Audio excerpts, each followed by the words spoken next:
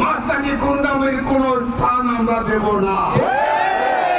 যত বড় শক্তিশালী হোক না কেন, প্রশাসন, পুলিশ, সেনাবাহিনী তার নিজস্ব আইনে তারা পদক্ষেপ নেবে এবং তাদেরকে সর্বোত্তমভাবে বিএনপি আমরা সহযোগিতা করব। এটাই হচ্ছে আপনাদেরকে আহ্বান। আমি আরো দু একটা কথা বলতে চাই। আপনারা জানেন আমাদের নেতা তারেক রহমান গত 3 মাস যাবৎ এই 15.5 বছর উনি অনেক পরিশ্রম করেছেন, অনেক কষ্ট করেছেন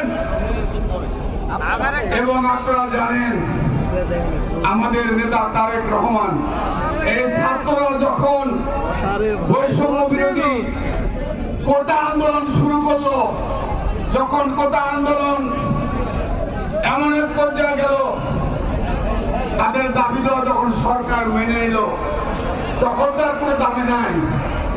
আমাদের নেতা তারেক রহমান তার দক্ষতা এবং তার সুপরিকল্পনার কারণে এই কোটা আন্দোলন, গণ আন্দোলন শেখ হাসিনার পতনের আন্দোলনে পরিণত হয়েছে। আমাদের আন্দোলন ছিল বাংলাদেশের মানুষের ভোটের অধিকার, বাংলাদেশের মানুষের কথা বলার অধিকার, মানুষের গণতন্ত্র এবং মানুষ যেন স্বাধীনভাবে কথা বলতে পারে, এই আন্দোলন ছিল।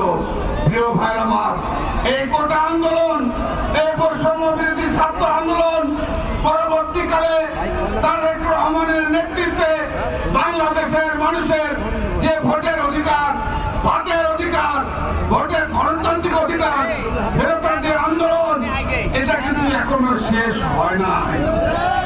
প্রিয় ভাই আমার, যতক্ষণ পর্যন্ত আপনারা ভোট কেন্দ্রে নির্ভয় ভোট দিতে না পারবেন, ততক্ষণ পর্যন্ত আমি আমার বিএনপির নেতা কর্মীদের কাছে আমার অনুরোধ, প্রিয় ভাই আমার, আপনারা যদি মনে করেন বিএনপি ক্ষমতায় চলে গেছে, এটা কিন্তু স্বপ্ন, এটা কেউ চিন্তা করবেন না।